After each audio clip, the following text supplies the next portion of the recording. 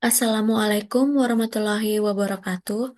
Om Swastiastu, Namo Buddhaya, Salam Kebajikan.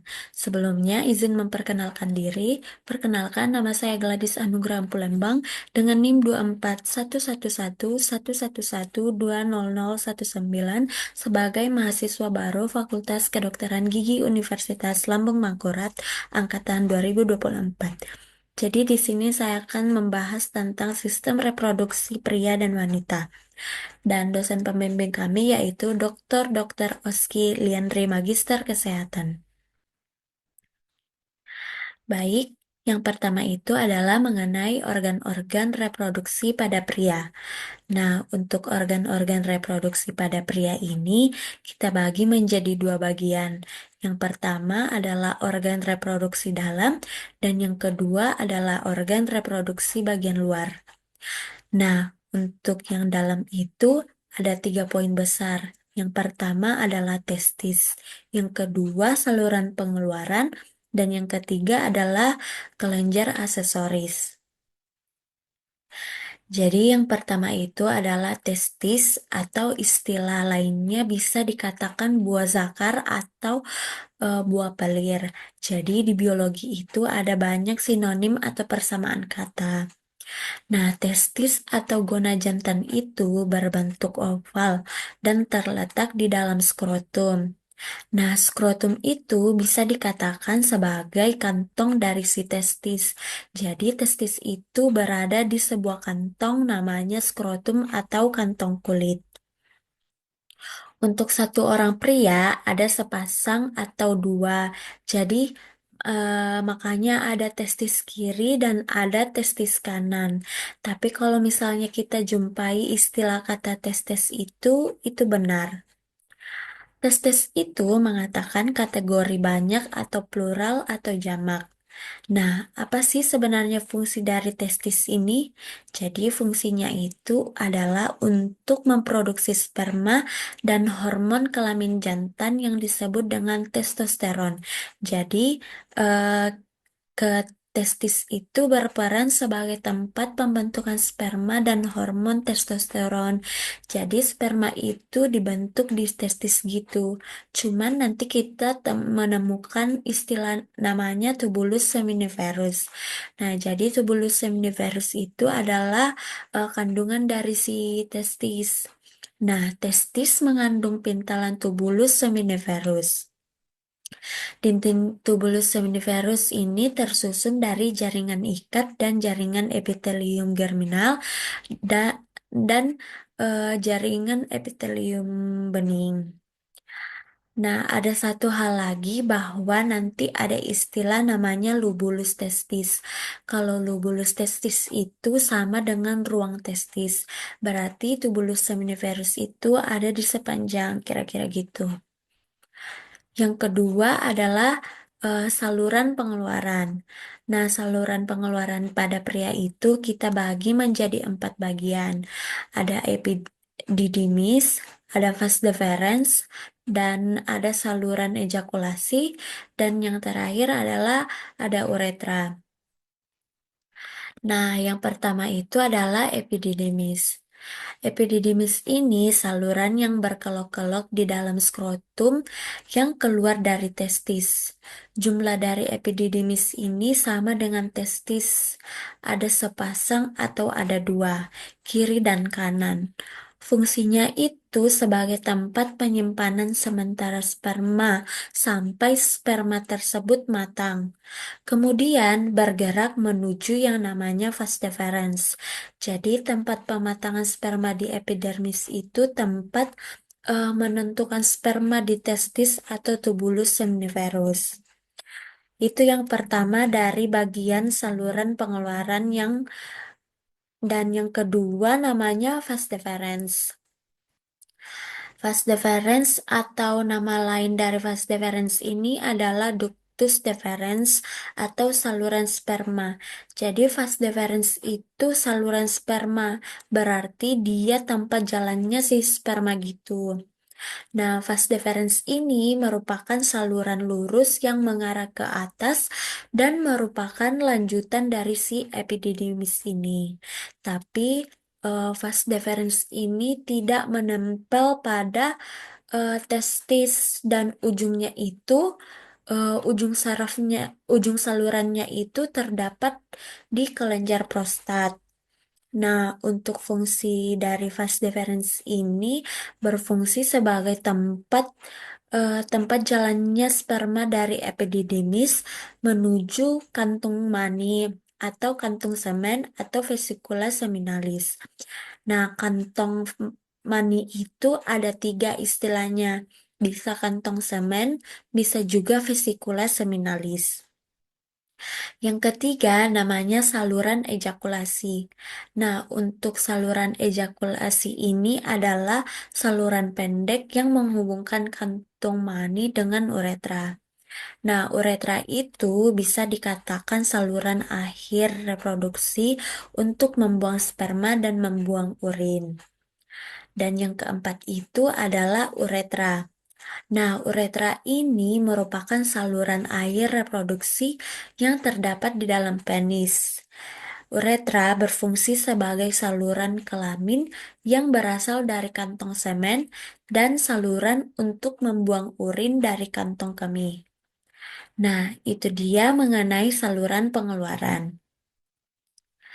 Baik, kita lanjut yang ketiga yaitu kelenjar aksesoris. Sesuai dengan namanya, aksesoris berarti itu sama dengan kayak istilahnya tambahan. Jadi di sini ada kelenjar tambahan reproduksi pada pria. Ada tiga bagian besar. Yang pertama itu namanya vesikula seminalis, yang kedua kelenjar prostat, dan yang ketiga kelenjar Cowper. Nah, yang pertama itu adalah vesikula seminalis. Ini adalah kelenjar yang berlekuk-lekuk yang terletak di belakang kantong kemih. Dinding vesikula seminalis ini menghasilkan zat makanan yang merupakan sumber makanan bagi sperma. Jadi teman-teman, sperma itu juga perlu makanan karena kan dia sel hidup, butuh energi untuk beraktivitas. Jadi diperoleh dari bagian vesikula seminalis di bagian dindingnya. Yang kedua, kelenjar prostat. Kelenjar prostat ini melingkari bagian atas uretra dan eh, dia terletak di bagian bawah kantung kemih. Kelenjar kelenjar prostat ini menghasilkan getah yang mengandung kolesterol, garam, dan fosfolipid yang berperan untuk kelangsungan hidup sperma. Jadi ketiga-tiga ini nanti kelenjar ini dia lebih dominan untuk support si sperma ini. Nah, yang ketiga itu kelenjar Cowper. Kelenjar Cowper atau kelenjar bulbouretra.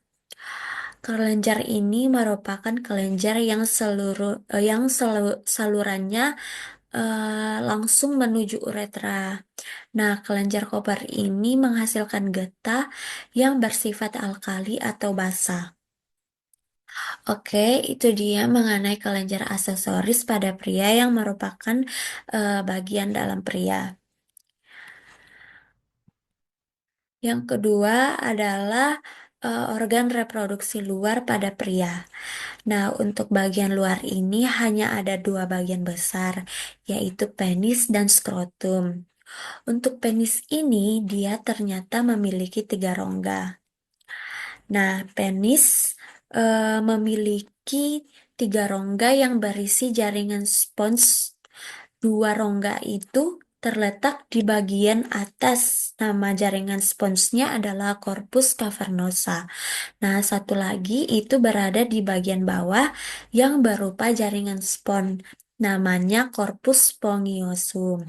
Jadi ada corpus cavernosa dan ada corpus spongiosum.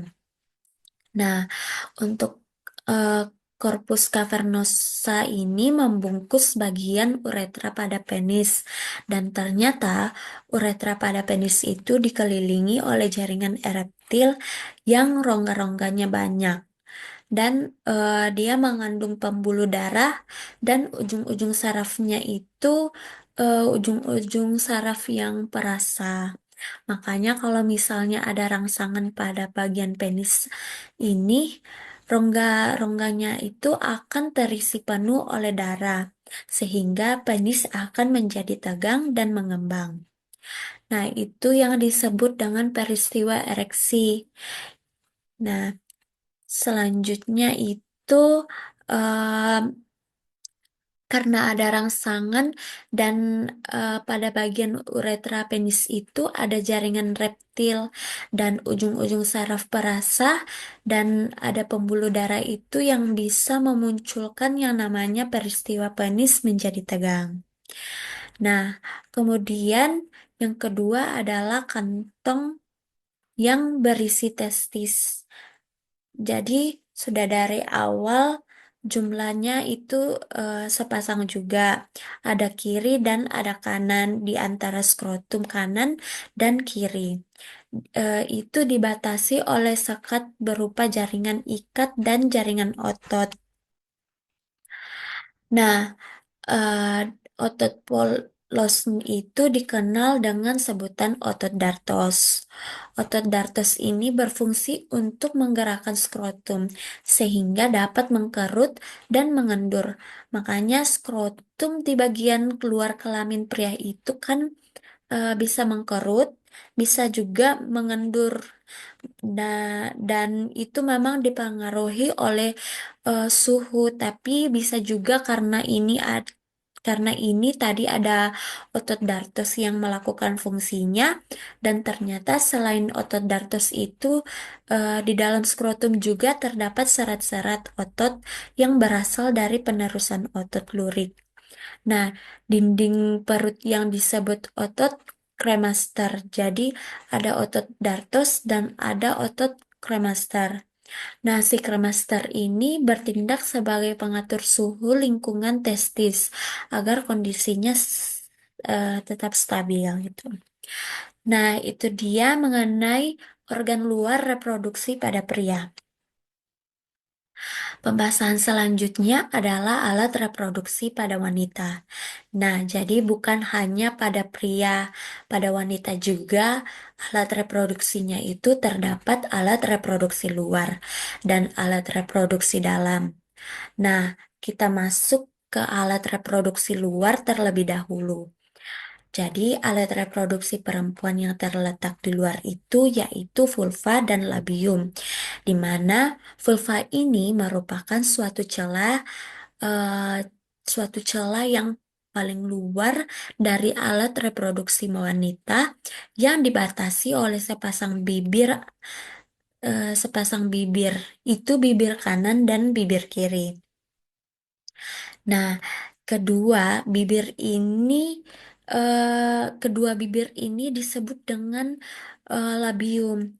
Nah, ke dalam pulpa bermuara dua saluran, yaitu saluran urin dan saluran reproduksi atau vagina. Nah, itu penjelasan alat reproduksi luar. Nah, sekarang kita masuk ke dalam reproduksi dalam. Nah, jadi alat reproduksi dalam perempuan ini antara lain yaitu ovarium dan saluran reproduksi.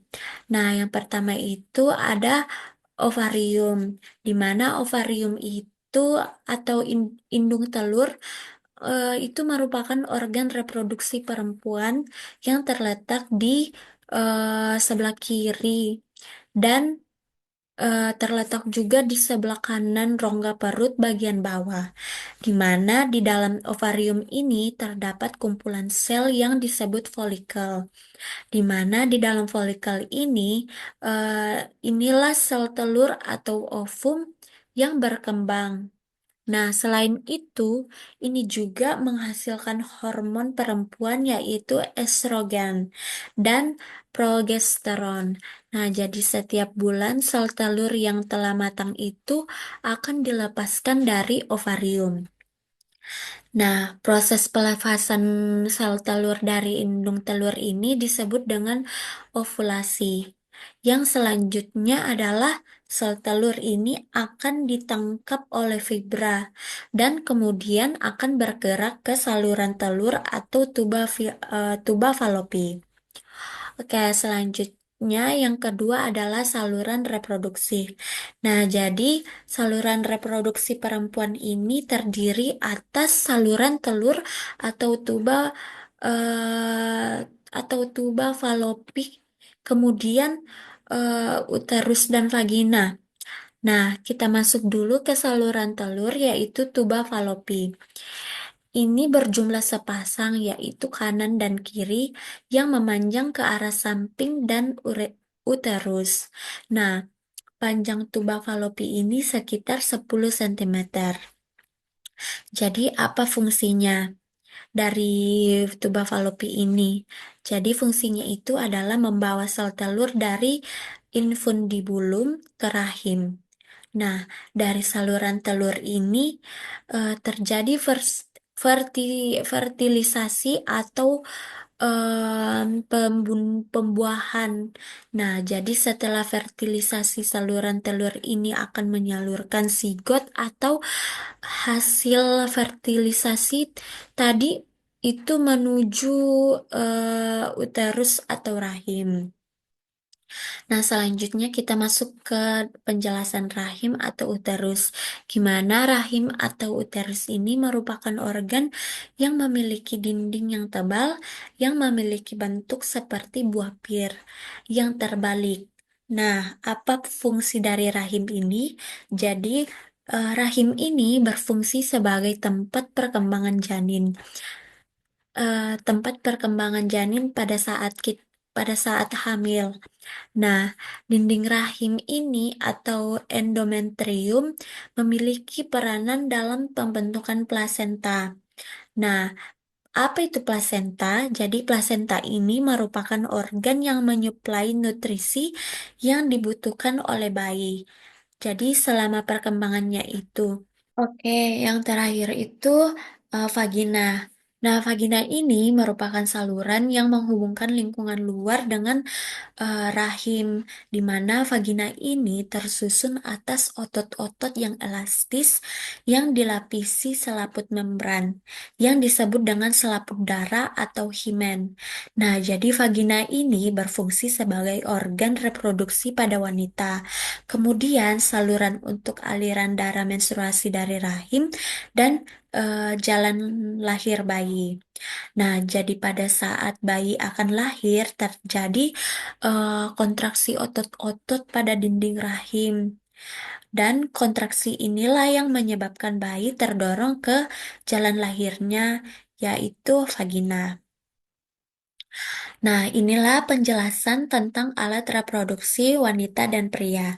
Sekian hasil presentasi dari saya. Jika terdapat kekurangan atau salah kata, mohon dimaafkan. Sekian dan terima kasih.